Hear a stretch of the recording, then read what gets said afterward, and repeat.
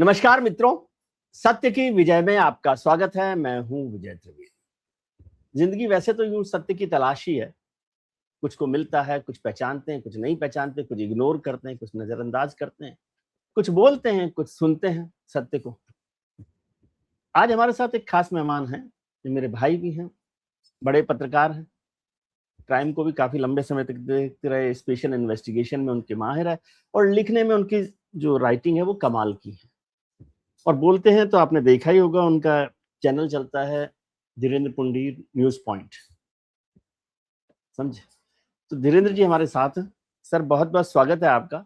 आपसे मुलाकात से पहले ही लोकसभा की कार्यवाही अब अनिश्चित काल के लिए स्थगित हो गई और जो देश को सच बताना चाहते थे होम मिनिस्टर साहब अमित शाह जी, जंतर मंतर को लेकर और देश के छात्र आंदोलनों को लेकर, वो जो सच है अब वो उनके दिल में ही रह गया। ये जो सत्र चला है 20 दिन, मतलब नहीं चला है जो, और जंतर मंतर के आंदोलन को लेकर, फिर झारखंड के आंदोलन को लेकर और तमाम बातें हुई पैलेट गन को लेकर। आप तो क्राइम को, इन्वेस्टिगेशन को भी बहुत देखते हैं।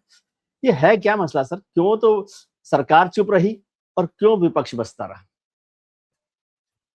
सर आपको बहुत बहुत अभिवादन और तमाम सत्य की विजय को भी बहुत बहुत मेरी तरफ से बहुत बहुत धन्यवाद। दरअसल हम लोग इसको ऐसे देखते हैं सर, पहले यहाँ से बात शुरू करें जो कल थी, जो आपने कही, क्योंकि ये ऐसी बात तो है नहीं कि जब भगवान श्री कृष्ण ने कहा युधिष्ठिर से कि चलो युधिष्ठिर, आज चूंकि भीष्म पितामह जा रहे हैं तो जो शास्त्रों को जानने वाला सबसे बड़ा व्यक्ति है इस दुनिया से चला जाएगा, जो शास्त्रों को जानता है, शस्त्रों के बारे में सब जानते हैं। तो मुझे लगा कि आप इस तरह के किसी रहस्य की उम्मीद कर रहे थे कि आपको लग रहा था कि भाई राहुल गांधी और जो मल्लिकार्जुन खड़गे कहेगा कि चलो राहुल आज हम मिल आए अमित शाह जी से, तो ऐसा कुछ होना नहीं था, ये सीधा जान लीजिए। एक दूसरा बड़ा इंटरेस्टिंग ये था कि कल मुझे महाभारत आपने कहा। मैं भूला आदमी हूँ। मैं समझता हूँ कि जो लोग कह रहे हैं वही बात होगी। अर्थ तो तो लोग गूढ़ क्या अर्थ आप समझते हैं, गूढ़ अर्थ आप समझते हैं शब्दों के। दरअसल लोग तो सब समझते हैं कि आप जो कह रहे हैं और जो मैं कह रहा हूँ, हम और आप समझे ना समझे, जो हमको सुन रहे हैं वो सब समझते हैं। मैं कल एक बात को लेके, मतलब मैं आपको इसलिए कह रहा हूँ, दर्शकों को भी बड़ा मतलब लगेगा अजीब सा। कल मैं देख रहा था कि वो जीत के भी हारे हुए दिख रहे थे और कांग्रेस मतलब जो जीत का उसको लग रहा है उसने एक जीत हासिल की, वो उसको जीत के भी उसका जश्न नहीं मना पा रहे थे। और जिन लोगों को ये लग रहा था वो हारे हुए वो जीते हुए थे, ऐसा मतलब मैं इसलिए कह रहा हूं क्योंकि बड़ा अजीब सा लगा जब मैंने सुना कि किरण रिजिजू ने कहा भाई मुझे बड़ा वो रहा, वो फ्रस्ट्रेटेड भी हो गए और तमाम चीजें की भाई संसद, और देखा गया कि भाई एक पार्लियामेंट मिनिस्टर ऐसे कोशिश करता है, दिख रही थी कि भाई वो चाहता। लेकिन राहुल गांधी ने कल, अगर ये सेशन कल से पहले खत्म हो जाता, ये सेशन कल अमित शाह के उस बयान से पहले खत्म हो जाता या उस बयान पे खत्म हो जाता, तो भी मुझे लगता है कि राहुल गांधी एक किसी उम्मीद के साथ जा सकते थे। कल जैसे ही राहुल गांधी ने जवाब दिया तो मुझे ऐसा लगा कि जैसे इतना अच्छा अपने आप को उस पिच पर अपने आप को पा लिया है कि हाँ मैं इस पिच पे बहुत, मतलब ये 20 दिन पहली बार होगा, मतलब 20 जुलाई से अब तक। विजय जी आप तो मतलब मुझसे अच्छे कवर करते हैं उन सबको, लेकिन आप देखेंगे कि 12 साल में सरकार पहली बार आपको लग रहा था कि जैसे किसी पहलवान ने किसी बड़े पहलवान को पकड़ लिया हो, खोची में भर लिया हो और वो पलट के पॉइंट नहीं देना था।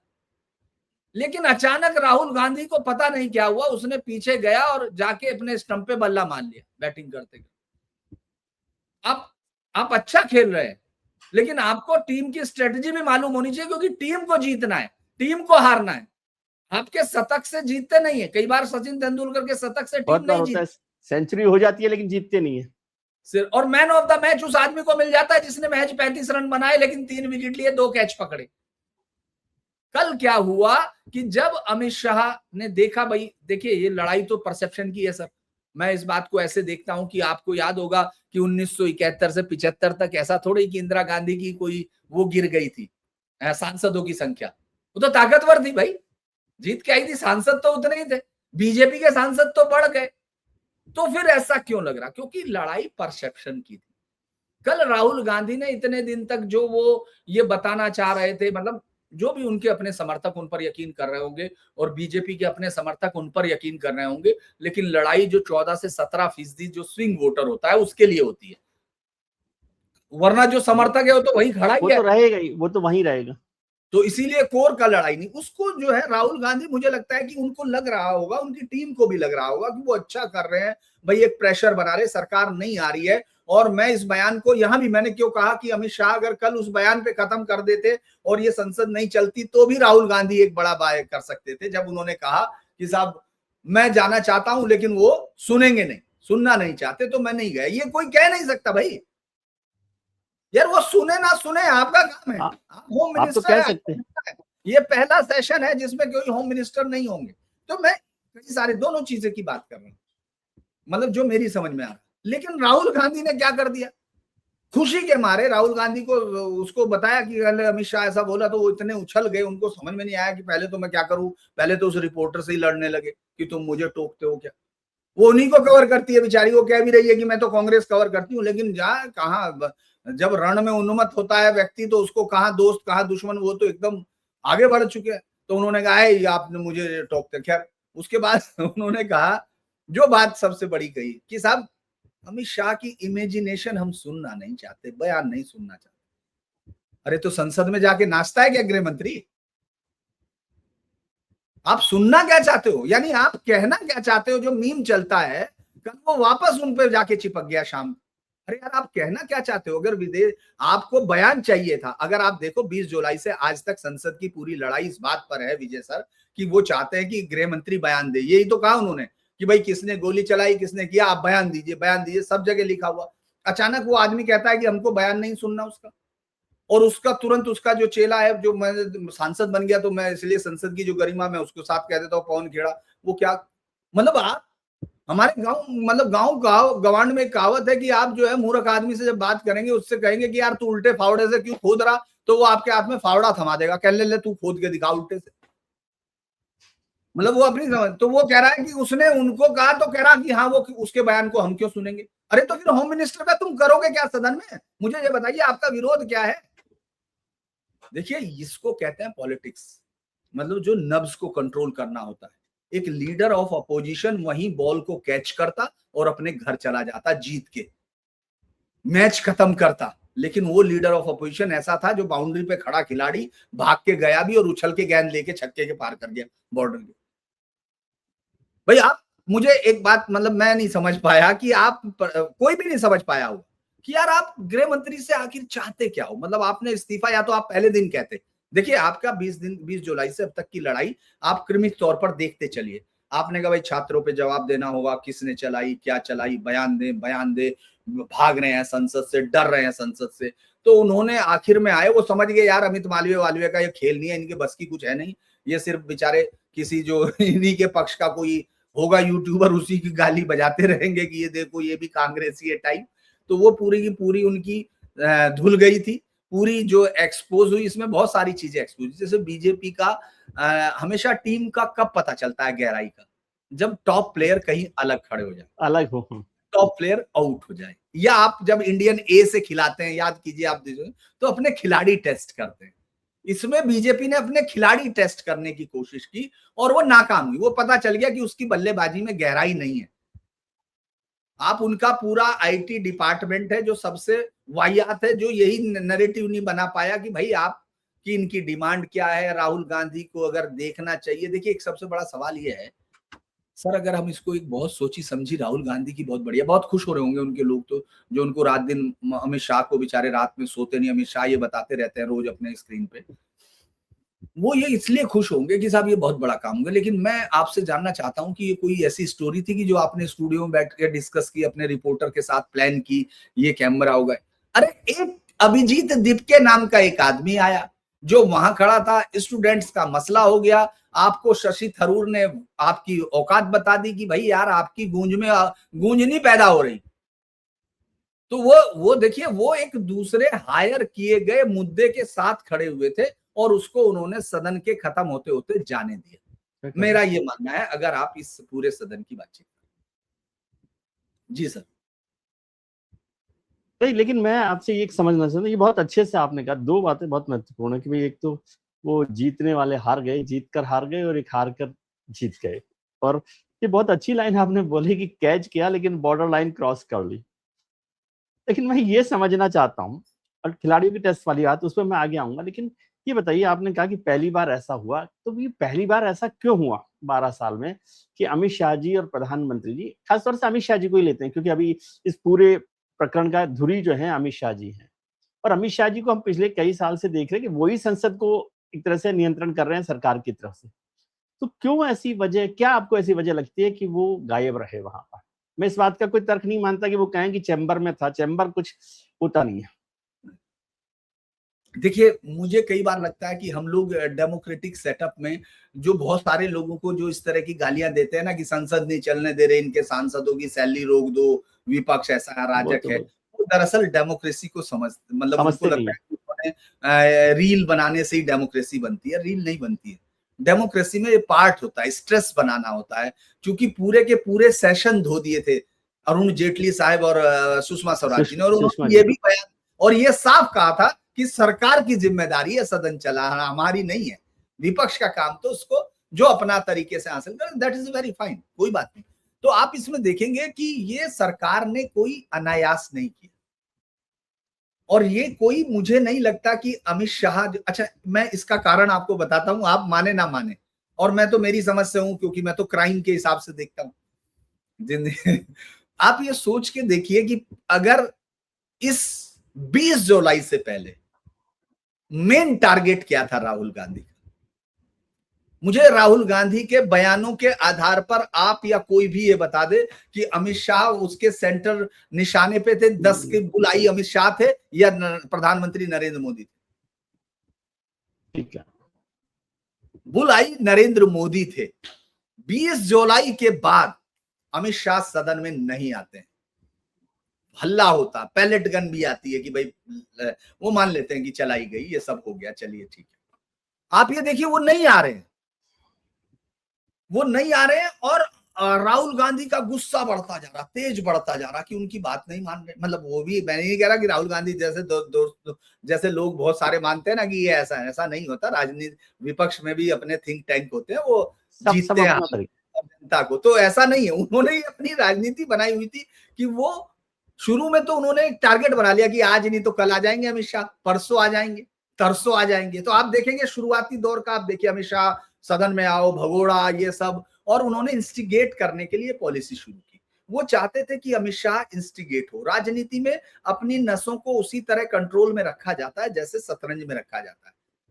आप उत्तेजित नहीं होते हैं, जो बोलेगा सो कुंडी खोलेगा, वो वाली कहानी है। तो वो बोले ही नहीं। अच्छा, आप जो चौथे पांचवें दिन के बाद, मैं इसलिए कह रहा दर्शकों, आप जो मैं कह रहा हूं आप जाके चेक कर सकते हैं, इसलिए मैं कहता हूं, मैं जो कहता हूं उसके लिए या तो मेरे पास रेफरेंस होगा या मेरे पास कोई कारण। आप देखेंगे वो लगातार गुस्सा बढ़ा रहे हैं। राहुल गांधी गुस्से में गालियां देने पे आ रहे हैं, वो भी रणनीति है, वो चाहते हैं कि इंस्टिगेट हो। और उधर अमित शाह की बहुत शानदार स्थिति है कि अब आपके पास और कोई नहीं रह गया, मैं हूं, आओ पंचिंग बैग, आइए आइए आइए, और वो सदन में नहीं आते हैं। तो आप आज जब सदन खत्म हो रहा है, जब सदन का सेशन आज खत्म होने जा रहा है, इस सेशन का अभी पता नहीं कि वो उसको स्पेशल छोड़ेंगे या अगले सेशन के लिए या साइनेडाई कर देंगे, देखना पड़ेगा। ये साइनेडाई कर दिया, साइनेडाई कर दिया। 11 बजे ही मुझे उम्मीद थी, क्योंकि वो लोग कह रहे थे आज बोलेंगे, तो मैंने हंसते हुए कहा था कि मैंने कहा नहीं, सारे सांसदों ने कल ही फ्लाइट बुक कर ली होंगी, इतना किसी के पास टाइम नहीं कि वो यहाँ बैठ के बैठे, क्योंकि खेल होना था वो हो गया। इसीलिए मैंने आपको कहा कि बॉल सिक्सर जो है उसने बाउंड्री लाइन के बाहर जाके कैच किया। अब जो बड़ी अच्छी बात ये थी कि अमित शाह इस पूरे मसले को लेकर, अब उन्होंने आपकी बुलसाई जो 10 नंबर पे से थे, आप 8 पे ले आए। अमित शाह देश के गृह मंत्री हैं, सबसे ताकतवर मंत्रियों में से एक हैं, इस पार्टी के एग्जीक्यूटिव्स हैं, एग्जीक्यूशन करते हैं और उसको जो पॉलिसी स्ट्रेटेजिस्ट बनाते हैं और उसके बाद उसको एग्जीक्यूट भी करते हैं। तो आप एक तरह से देखें तो सही है, मतलब कांग्रेस को, लेकिन दूसरी तरह से देखें तो अमित शाह ने जानबूझ के पीछे रह के आपके गुस्से को, आपके सेंटर ऑफ जो अटैक अपने ऊपर झेल लिया, अपने ऊपर ले लिया। और अब पूरी लड़ाई आप देखेंगे अगले सेशन तक, आपके पास कोई सवाल मुद्दा ही नहीं। आप कहेंगे क्योंकि आपने प्रधानमंत्री को उस मुद्दे से बाहर निकाल दिया जो संसद तो उनके पास थी। भाई सीएम पीएम है ना, वहां से निकले पीएम, सब चीजें, पीएम की सरकार है, सब चीजें नहीं। अब तो मुद्दा अमित शाह है, और अमित शाह यही चाहते थे कि आइए, और इसमें ये मेरी समझ है, मैं ये नहीं कह रहा कि भाई ठीक है, यह अच्छा अच्छा पक्ष है इसका। मुझे नहीं लग रहा कि वो आके फोन मुझे कर रहे हो कि भाई धीरेन्द्र पुंडीर, और मेरी किसी के साथ बातचीत नहीं दोस्तों, मैं बता दूं, वो दूसरे पत्रकार होते हैं जो मीटिंगों में चाय पीते होंगे। मैं तो सड़कों पे रहता हूँ, मेरे से मुझे कोई बुलाता नहीं, पैसे दे के चाय पीनी पड़ती है। तो मुझे ये लगता है कई बार कि ये जो स्ट्रेटजी थी अमित शाह की, और मैं बार बार एक बात बोल रहा था कि वो चाहते हैं कि राहुल गांधी अपनी इस लाइन पे बढ़ते रहें, और राहुल गांधी के इर्द गिर्द दिक्कत ये नहीं होती सर। मैं नहीं मानता कि कोई नेपोलियन या अलेक्जेंडर इतनी सारी ये जानता होगा कि ये जो पहाड़ों की भूमिकाएं हैं ये क्या होती है। उसके लिए आदमी होंगे बताने वाले कि साहब वहां इस तरह का पहाड़ है। ठीक है, वो तो होता है, सब जगह होता है, सब है जगह ना, आपस पार करते हैं तो इसीलिए राहुल गांधी के पास जो ये पहाड़ों की ऊंचाई बताने वाले हैं, उनकी भी नीचाई आपने देख ली कि एक ऐसा मुद्दा आपने 12 साल में ढूंढ लिया। आपको किले में दरार दिख रही है क्योंकि सरकार बैकफुट पे थी, लगातार पेपर आउट हो रहे हैं, आप नहीं पकड़ पा रहे हो। इस देश के युवा को दिक्कत है। मैं ये नहीं कह रहा भाई, मैं उसमें नहीं जाता कि वो कितने ने सुसाइड किया क्या नहीं, इसको छोड़ दीजिए। मैं एकदम बिल्कुल एज ए रिपोर्टर की तरह देखता हूं कि भाई पेपर भी आउट हो रहे हैं सर, लीक हो रहे हैं, आपके करप्शंस के चार्जेस भी हो रहे हैं, एनटीए आपने बॉडी बनाई जितने उसमें मूल है उससे कहीं ज्यादा आपने संविदा पे रख दिए, सारी चीजें। और देश के प्रधानमंत्री को पेपर कराना पड़ रहा है। एयरफोर्स के प्लेन से पेपर जाएंगे तो एयरफोर्स लड़ेगी कि यहाँ प्लेन भेजती रहेगी? मतलब एक जनरल बात कह रहा हूं। तो उसके पास एक जी था, उनके पास कारण था उनका। लेकिन देखिए ये जो संकट आता है, फिर उससे बहुत सारे लोगों को आपत्ति होगी। संकट होता है क्रेडिबिलिटी का। अभी तक विपक्ष अपनी क्रेडिबिलिटी स्टेब्लिश नहीं कर पाया। मैं ये खरीदू नहीं, ये तो बात सही है, तुमने ये बता दिया कि इस मैगी में आटा है, इस मैगी में ये है, लेकिन तुमने ये नहीं बताया जो सामने तुम मुझे बता रहे हो उसमें मैं ये दूंगा, क्योंकि तुम्हारी दी गई मैगी तो मैंने 50 साल खा लिया। उसको खाने के बाद ही तो मैं डॉक्टर के पास गया था, इनको ढूंढ के लाया था। तो अब कोई बेहतर डॉक्टर आएगा तो मैं समझूंगा। इसीलिए सर मुझे लगता है कि ये बहुत हो सकता है खुश हो, खुश होने का राइट है सबको है, और हम लोग भी अलग अलग आइडिया से अलग अलग तरीके से देखते हैं। लेकिन मुझे ये लगता है कि ये दिमाग का खेल था, और जिसमें आखिर में अमित शाह ने खड़े होके ये कहा कि ये तुम्हारे जो आसपास ये जो खेड़ा वेड़ा जो आपने इकट्ठे कर लिए गाँव में, ये सब काम के नहीं है, ये नहीं जानते कि खेल हो क्या रहा है, मुझे मालूम है। इसीलिए मैं अच्छा आप ये सोचिए, अगर कल अमित शाह बयान नहीं देते तो आपने इससे पहले कितने पार्लियामेंट मिनिस्ट्री देखे होंगे, बहुत सारे देखे होंगे जो यही कहते रहते हैं विपक्ष आ नहीं रहा साहब, हम तो ये कह रहे हैं, ये कह रहे, सभी कहते हैं भाई, वो कोई नई चीज थोड़ी कह रहे। और वो इतना भावपूर्ण भाषण देते हैं ओम बिरला साहब की, साहब मैं तो अरे ऐसे ही यार, वो हमने ऐसे ही सुना, मीरा कुमार भी बेचारी ऐसे ही बोलती रहती थी छोटे से शब्दों में। पीए संगमा साहब खुद ही छोटे से थे लेकिन अच्छे लगते थे, हेडमास्टर की तरह। बलराम जाखड़ सी बहुत बड़े थे, वो भी ऐसे ही बोलते थे। तो ये कहानियां हैं, ये सब राजनीति है। कल अमित शाह एक दांव लेके आए और उन्होंने टेस्ट किया। मैं फिर कह रहा हूं, वो भी गलती हो सकती थी, लेकिन अमित शाह को जितना यकीन अपने इस अमित मालवीय पे होगा, उससे कहीं ज्यादा यकीन उनको राहुल गांधी पे है। और राहुल गांधी के यकीन पे खले उतरे, उन्होंने उतर के दिखाया। हालांकि उनके पत्रकारों ने, बेचारों ने, बहुत दिनों से जिनको आंखें बंद हो जाती हैं, जिनकी बाकी सब पे पूरी जिंदगी जिन्होंने पत्रकारिता राजनीति पता ही नहीं चला कहाँ अंतर होता है, वो सब समझदारी बता रहे थे कि देखिए कितना बड़ा खेल हो गया। अरे खेल हो गया यार, जनता खेल करती है, तुम खेल करते हो क्या? आज तक वीपी सिंह अकेला उदाहरण मैं मानता हूं जो मीडिया या जब पत्रकारिता ने जिसको किसी को नेता बनाया होगा। अभी बाकी तो सब यार तुम रोज हराते हो, रोज जीत के आ जाते हैं इतने सालों से। मतलब एक तो आपके दोस्त हैं जिनको हर चीज में आंधी, वो कहते हैं कि हवा चल रही है क्या कांग्रेस की, कह रहा नहीं सुनामी सुन रहा हूं। वो पता चला बेचारे का वहां पता चला पानी नहीं था, वो तो समंदर भी नहीं था, वो रेगिस्तान में खड़ा था। तो इस तरह के लोग कल बहुत खुश हुए। मैं हंसने लगा कि यार पता नहीं ये जानबूझ के बेचारे ऐसा कर रहे हैं या पता नहीं। वो मोतिया बिंद वाला जो लिख के नहीं आता, क्योंकि मुझे याद है वो वर्ड भी मोतिया बिंद उसने लिखा था ना रेणुका ने, तो उसको बेचारी को याद नहीं रहा कि मुझे 2014 का याद है जब उसने, हम लोग यशवंत सिन्हा के घर गए थे, याद होगा जब उसने विरोध किया था, तो उसने पहला वर्ड बोला था बाहर निकल के, तब आप हमको हेड कर रहे थे पॉलिटिक्स। तो जानते हो उसने क्या बोला था, मुझे नमोनाइटिस नहीं हुआ। तो आज तक उसको दिमागी मेनिंजाइटिस है, बेचारा ढूंढ रहा कहाँ गया कहीं नहीं। तो देखिए हम लोग, जनता तय करती है, हम लोग सिर्फ कहते हैं कि यार इस नेता ने ऐसा सोचा होगा, वो नहीं कहता कि ये नहीं हुआ होता तो कुछ वो हुआ होता, तो ऐसे ही।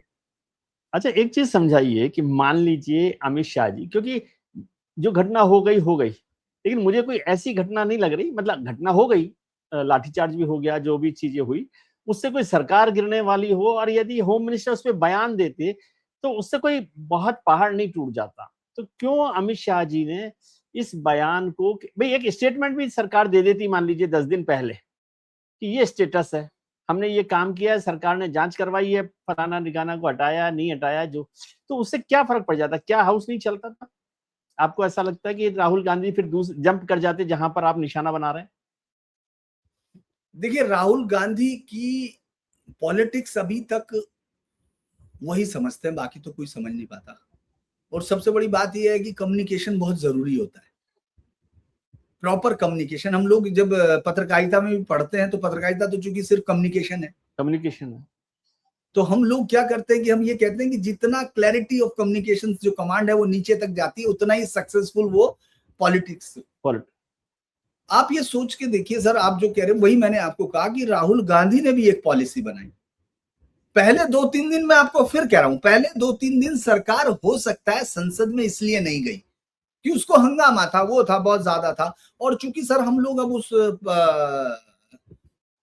एक तरह से पॉलिटिकल जो सौहार्द या मर्यादा या जिसको कहें उससे कहीं आगे जा चुके, इसमें कोई शक नहीं। क्योंकि जिस देश में प्रधानमंत्री की मां बहन की गालियों को कुछ पत्रकार कुछ वो जायज करार दे दे या ये कह दे ये कूलनेस की निशानी है, तो वहां आप कोई ट्रेडिशनल या ऑर्थोडॉक्स पॉलिटिक्स की उम्मीद मत कीजिए, क्योंकि फिर वो वॉर में तब्दील हो जाती है।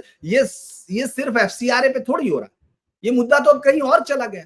ये सिर्फ लाठियों पे थोड़ी हो रहा है, ये तो कहीं और चला गया। क्योंकि तुम झारखंड में रंगे हाथ पकड़े गए, रात में अंधेरे में लाठियां बजाई गई, और कोई रंगे हाथ पकड़े गए का मैं ये नहीं कह रहा, क्योंकि मैं ये मानता हूं और एज ए मतलब इतने सालों तक कवर करने के बाद मेरा ये मानना है कि ये कॉल सिर्फ प्रतीकात्मक होती हैं कि संसद चलो, विधानसभा चलो। आप अंदर घुस के क्या करोगे? नियम बना लोगे? पीएम को नहीं होता, वो तो केवल एक प्रदर्शन का तरीका, लोगों को खड़ा करने का, इकट्ठा करने का। वहां ही जाना है, आप अंदर घुस गए मान लो, और उसको रोकने का एसओपी एक जैसा होता है पूरे देश में। राज्य सरकारों को भी यही होता है कि हमको अंदर नहीं जाने देना भाई, बल्कि मैं कहूंगा पूरी दुनिया में एक तरह का होता है। मैं कह रहा कि चलिए हम अपने देश में रहते हैं ना, कि भाई चलो मान लो हम ये देख लेते हैं कि भाई आपको अंदर नहीं घुसने देना, ये डीसीपी ने बेचारे ने ये शपथ ली हुई है, वो आपको नहीं जाने देगा, उसके पास जो एसओपी है उनका फॉलो करेगा। आप एक लेवल तक पहले 2-4 दिन तक ये इशू आपका काम कर रहा था, 5वें 6ठे दिन आपने किया, देखिए ये 2G नहीं था, ये कोयला स्कैम नहीं था, आप संसद को बचा रहे थे। अगर आपको, मैं नहीं जानता कि मतलब आप भी किस तरह देखते होंगे, मुझे नहीं मालूम है, लेकिन मैं ये जानता हूं कि मैं इन सारी चीजों को सोशल मीडिया पर भी जरूर जाके एनालाइज करने की कोशिश करता हूं कि लोग सोच क्या रहे हैं, दोनों तरफ के लोगों का संख्या क्या है।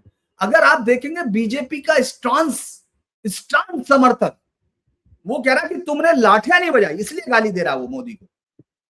अगर आप गौर करेंगे, ये राहुल गांधी के समर्थक उछल रहे हैं, उनको लग रहा है कि वो बहुत बड़ी नहीं, आपको मालूम नहीं है कि आपसे उनको कितनी ज्यादा दिक्कत है, और वो संख्या में ज्यादा है, जीत के आए हुए हैं। अभी तक आपने कोई चुनाव नहीं जीता कि आप ये बता दें कि नहीं साहब हम तो बहुत बढ़िया थे। केरल में आप 61 पे निपट गए, केरल में आप मुस्लिम लीग के समर्थन पे खड़े हैं, असम में आप 19 में से 17 मुस्लिम जिता के लाते हैं, आप बंगाल में 2 जीतते मुस्लिम जीतते हैं, तो आपको मालूम नहीं आप किस उससे लड़ रहे हैं। आपकी पूरी पॉलिटिक्स, आपको ये मालूम ही नहीं कि वो किस तरफ जा रही है, और आप ये सोच रहे हैं कि आप छात्रों से धो लेंगे। नहीं, लोग आप पे यकीन नहीं करते हैं, अभी आपको कुछ और करना होगा। आप पूरे अगर सोशल मीडिया पे देखेंगे, जो राइट, जो अगर हम लोग लेफ्ट राइट करें, वैसे लेफ्ट राइट कुछ होता नहीं, लेकिन फिर भी मैं कहूं कि जो इस सरकार के समर्थक हैं, आप डिफाइन करने के लिए कह सकते हैं लेफ्ट एंड राइट।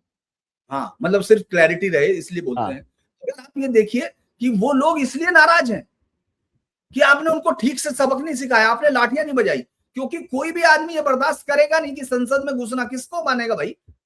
तो इसीलिए आप इसको बहुत बड़ा अप्रोवर नहीं कर रहे। मैं फिर आपको कह रहा हूं, लोगों को लग रहा होगा ये थोड़ा सा कंट्राडिक्शन, लेकिन इसमें कोई कंट्राडिक्ट नहीं, ये क्लैरिटी है बॉस कि संसद के अंदर नहीं घुसने दिया जा सकता जब तक इस देश में कोई प्रभुसत्ता है, जब तक ये देश सॉवरिन है, तब तक संसद के अंदर इस तरह की कोई गुंडों की फौज नहीं घुस सकती। वो जो अंदर घुसना चाहती है वो गुंडे हैं, वो छात्र, क्योंकि उनको क्लैरिटी नहीं। भाई देश में इंदिरा गांधी ने गोलियां चलवाई हैं 67 में, लोगों को मालूम है, तो कोई नई चीज नहीं है। संसद में घुसोगे तो गोली खाओगे, क्योंकि तुमको जाके नियम बनाना है क्या वहां? बहस तो संसद में होगी। तो इसीलिए इस पूरे मसले में पहले 3 दिन 4 दिन सरकार ने ये भावनाओं का कद्र किया, और उसके बाद चूंकि कैलकुलेशन में हमेशा कहता हूं पॉलिटिक्स बहुत रूथलेस होती है, हमेशा ठंडे कमरों में होती है, उसमें इमोशंस की जगह नहीं होती है। जो इमोशंस के नाते चुनाव जीते जाते हैं, इमोशन पे चुनाव हारे जाते हैं, लेकिन लॉ इमोशन पे नहीं बनते हैं। हार्ड राजनीति इमोशन पे नहीं होती है, हार्ड राजनीति बाकायदा कैलकुलेशन से होती है, जीत हार के गणित से होती है। बीजेपी ने अपना मूवमेंट आगे बढ़ाया, और आप देखिए कि लोगों के अंदर इतना प्रेशर उसने क्रिएट कर दिया कि जब वो जेपीसी में भेज रही है तो उसके समर्थक उसको गालियां दे रहे हैं, जबकि उनको मालूम है कि उसने जेपीसी भेज के वक्फ पारित कराया। तो देखिए इस पूरे को हम क्या देख रहे हैं, हम ज्यादातर जो लोग हैं वो राहुल गांधी की इस रणनीति को देख के लाहलोट हो रहे हैं कि एक सरकार को नहीं आया, ये आ गया, भगोड़ा हो गया। ये मतलब नहीं, बिल सारे पास हुए इस पूरे सेशन में। मुझे तो मैं बताओ, हमेशा कहता हूं कि जब आप हाउस नहीं चलने देते, चाहे वो कोई भी सरकार रही हो, कोई भी विपक्ष रहा हो, सबने तो बिल पास फायदा करा। सरकार का होता है। क्योंकि सरकार मैंने आज तक नहीं देखा कि सरकार का जो ऑफिशियल बिजनेस होता है, जिसे हम बिजनेस कहते हैं, गवर्नमेंट बिजनेस, बिल्स पास कराना, वो तो हो ही जाते हैं, बल्कि नहीं, उनके लिए ज्यादा आसानी हो जाती है सरकार के लिए।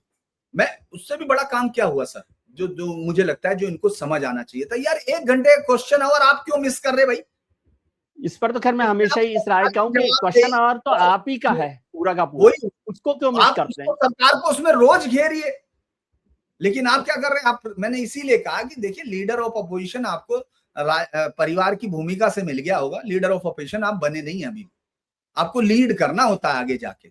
देखिए जनता, देखिए ये देश 2 ही तरह के लोगों को सर अपना नायक मानता है, सन्यासियों को या सम्राटों को, बीच में कोई ये नहीं होते।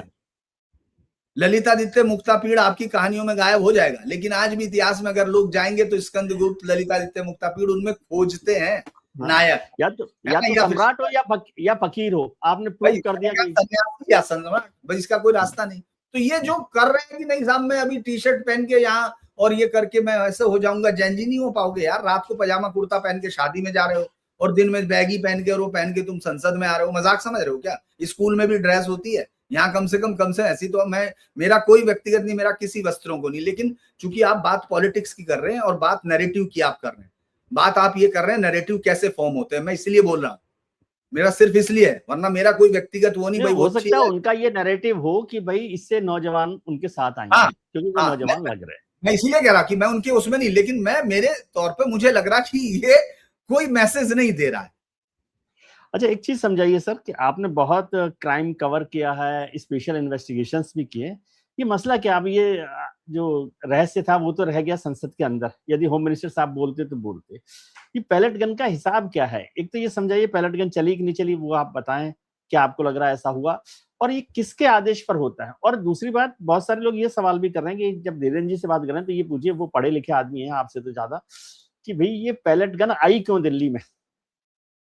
पहले तो ये बताइए मुझे, जिन आदमी ने आपको ये कहा उनकी पढ़ाई कितनी है, क्योंकि वो अंतर ही नहीं कर पा रहे कि भाई एक आचार्य से आप उसके शिष्य की तुलना कर रहे हैं, तो इसका मतलब ये है कि वो गड़बड़ है।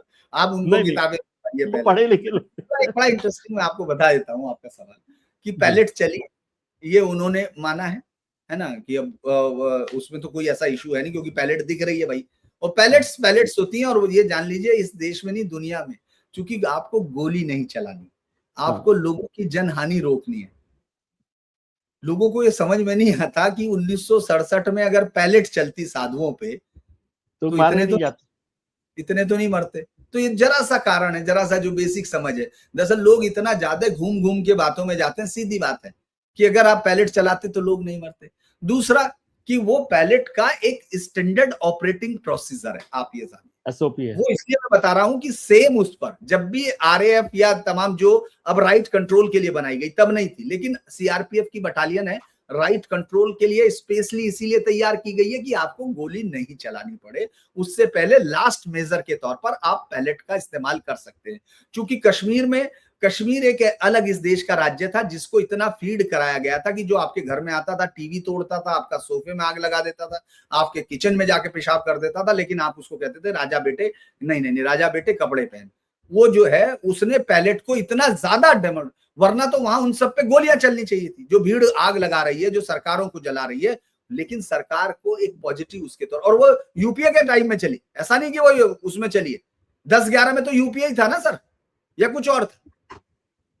सबसे ज्यादा डेथ हुआ, हाँ तो यूपीए के समय में हुई थी। फिर बाद में 16 में याद है बुरहान वानी वाला मसला हुआ, तो हम लोगों ने देखा तो उसको वहां सारे ग्रज काम करते थे, वहां मल्टीनेशनल्स, वो मतलब बहुत 14 देशों की तो एजेंसीज का इंटरेस्ट होता है वहां, तो वो सब अखबारों में जो लिखता रहा और उनका विक्टिम कार्ड चलता रहा। यहाँ तो एसओपी क्या है पैलेट गन की? क्योंकि बहुत सारे लोगों ने कहा भाई ये सवाल पूछिए कि पैलेट गन की दिल्ली में एसओपी के तहत वो यहाँ पर आई।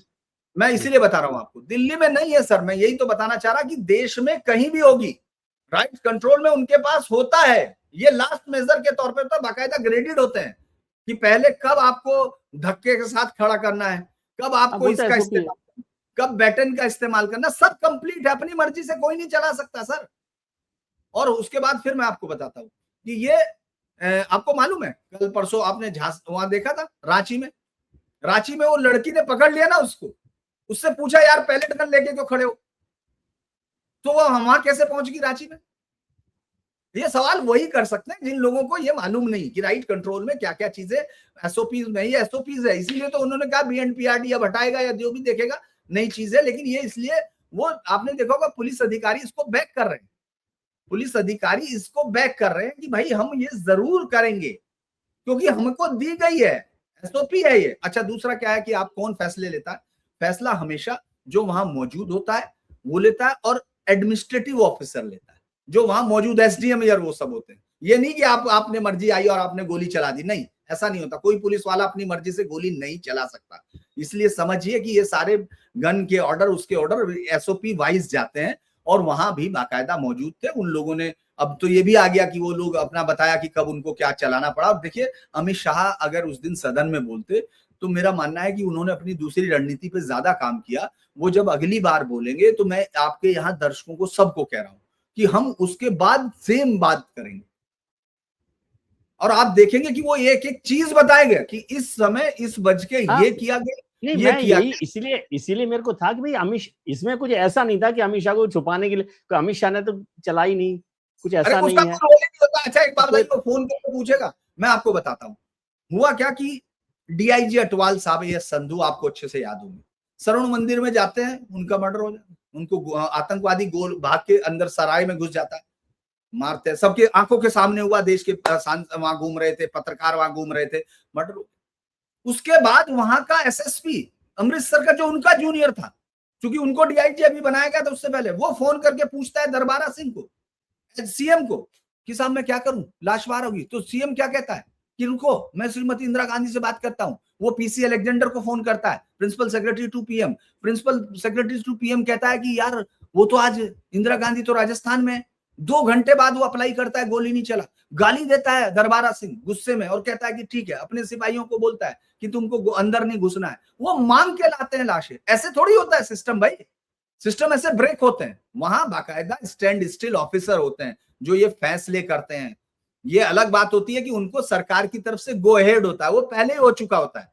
जो मीटिंग होती है उसमें अपने अब वो तो होगा। ये एक बात बताइए, एसडीएम के पास इतनी ताकत होगी, वो एचएम को फोन करेगा, अमित शाह जी से बात करा दो, गोली चलाओ ना चलाओ। क्या बच्चों जैसी बातें करते हैं भाई ये। वो मुझे लगता है कि वो दरअसल ये उसके लिए ठीक है राजनीतिक लड़ाई में, लेकिन अगर आप उसको प्रोसीजरली देखोगे तो ये कहीं नहीं टिकेंगे। संसद पे घुसने को कोई भी बर्दाश्त नहीं करेगा देश की, इसीलिए सुप्रीम कोर्ट ने नहीं सुना। ये चूंकि इनके दिमाग में तो कुछ है नहीं, वो बेवकूफी की बातें हैं। दरअसल कई बार आता है कि वो मैंने कहा ना कि पॉलिटिक्स अब उस अंदाज में नहीं होगी, क्योंकि आप एनार्किज्म की बात कर रहे हो। कल भी आपने एनार्की की बात की। आप ये सोचिए कल उस बात पे कंगना रानौत हंस पड़ी भाई। तो आप सोचिए जिसके हंसने पे सब लोग हंसने लगते हैं कि वो जो 3 बार अगर कोई उसको जोक सुनाया जाता है तो वो 3 बार हंसती है। माफ करना ऐसा कि पहली बार तो समझ में नहीं आता, सब हंसते हैं, दूसरी बार कहती है सब हंस लिए तो वो समझ में आ गया हंस लिए, और तीसरी बार में इसलिए हंसती है, पहले 2 बार ऐसे ही हंस रही थी। तो वो भी कल हंस दी राहुल गांधी पे कि यार तुम क्या कह रहे हो, कि वो सदन में यार बोले नहीं, बयान किस चीज का चाहिए। तो यार आप सोच के देखो, आप एनार्किज्म नहीं कर सकते हो। एक लेवल के आगे मर्यादाएं होंगी, और ये मर्यादाएं संविधान में लिखी नहीं गई थी, क्योंकि जो संविधान बनाने वाले थे उन्होंने ये सोचा था कि कभी इतनी मर्यादाएं लांघी नहीं जाएंगी, क्योंकि आप एनार्किस्ट नहीं हो सकते हैं। आप संसद के अंदर घुसने की जो भी पैरवी कर रहे हैं वो सिर्फ ब्लैक में टिकट बेच के बाद में आ सकते हैं, ठीक है ना। वो ब्लैक के टिकट ही हैं जिनको ये लगता है कि फिल्म हिट होनी चाहिए ताकि टिकट ब्लैक हो जाए। तो इसका मतलब ये नहीं कि वो फिल्म इंडस्ट्री की मदद कर रहे हैं, समझ रहे हैं ना, बस इतना ही है। चलिए, आखिरी बहुत अच्छे से आपने समझाया, बहुत सारे लोग समझ जाएंगे, मेरे जैसे तो भोले लोग हैं जो कम समझते हैं आपकी बात को जैसे सीधे। लेकिन मैं ये समझना चाहता हूँ आखिरी बात कि संसद का सत्र खत्म हो गया, अमित शाह जी बोले नहीं, राहुल जी खुश हो गए, राहुल जी जीत गए जैसा कि आपने बताया, मतलब वो मानते हैं। मैंने नहीं बताया, ये आप मेरे मुंह में शब्द मत डालिए। नहीं, आपने ये बताया कि राहुल जी मानते हैं कि वो जीत गए। मैं ऐसे नहीं, वो तो हमेशा से मानते हैं। वो जो आदमी 99 सीटों पे ऐसे कर सकता है और 240 को, तो उसका गणित कहाँ का होगा मैं कैसे बता सकता हूँ, ये तो आप ही को देखना चाहिए। ठीक है, तो लेकिन आखिरी सवाल कि इस पूरे मसले का 20 जुलाई से अभी तक का न्यूज पॉइंट क्या है?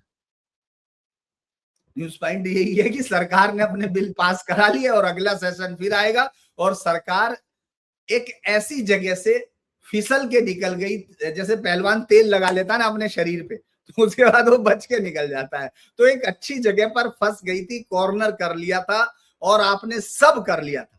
एक फिल्म याद है आपको, एक पिक्चर आई थी, वो पिट गई, मतलब सर उसके सामने, क्योंकि वो दीदी तेरा दीवर दीवाना टाइप कोई पिक्चर आई थी, जिसमें माधुरी दीक्षित हीरोइन थी, सलमान खान। उसी के समय एक और फिल्म आई थी, अंदाज अपना अपना।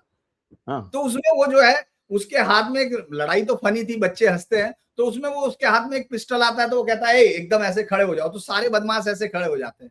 तो फिर वो कहता है बराबर वाला आमिर खान को, सलमान ऐसे करता है, फिर कहता है ए अमर, वो कहता क्या, कहने देखो इसमें तो गोली नहीं है।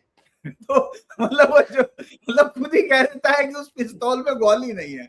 तो उन्होंने हाथ खड़े करवा दिए, और फिर खुद ही कह रहे कि यार हमारे पास अगला कोई कदम नहीं है। आपके पास अगला कदम होना चाहिए था, सरकार के पास था, इसीलिए लास्ट में वो आए, अमित शाह आए, उन्होंने स्टेप वाइज कोशिश की। सरकार मुझे लगता है इस मामले में ठीक रही, क्योंकि उन्होंने अगला भी प्लान तैयार किया। और देखिए, ऐसा थोड़ी अमित शाह को मालूम नहीं कि अगली बार नहीं करेंगे क्या सर सदन में, वो तो है ही, इसमें है? सबको पता है। लेकिन तब तक पानी बह चुका होगा इस मुद्दे का। नहीं, तब तक तो वो इश्यू थोड़ा सा अलग हो जाएगा ना, यदि उसी पर चलेंगे तो फिर लोग भी सवाल करेंगे कि इससे कहीं आगे बढ़े हैं कि नहीं बढ़े। मैं यही कहना चलिए, चाह रहा। चलिए सर, आज का तो ये बहुत अच्छा रहा, और आपने जिस तरह से इस बात को समझाया है, सब लोगों को समझ में आई होगी बात की असल बात क्या है। तो यही है, इसे ही कहते हैं, जहां पर उन्होंने खत्म की ना कि अंदाज अपना अपना, तो धीरेन्द्र जी का ये अंदाज है समझाने का। जूता भी ऐसे मारते हैं प्यार से कि आपको लगता है आशीर्वाद ही दे रहे हैं। सर मैं तो जैसे नंगे पैर आपको समझ में आया हो। आप गलत सूचना दे रहे हैं, मैं तो नंगे पैर रहता हूँ, मैं तो पहनता ही नहीं जूता। चलिए सर, बहुत बहुत शुक्रिया आपका कि आपने इस बात को बहुत अच्छे तरीके से समझाया। एक पक्ष ये भी था। हम उम्मीद करते हैं कि आपके लिए आने वाला कल आज से बेहतर हो। आप अपने मित्रों, परिजनों, रिश्तेदारों के साथ खुश रहिए, मस्त रहिए, व्यस्त रहिए, स्वस्थ रहिए, और मैं उम्मीद करता हूं कि आपके पास धीरेन्द्र पुंडीर जैसे मित्र हों जो आपको रास्ता ठीक से बताएं। प्रणाम।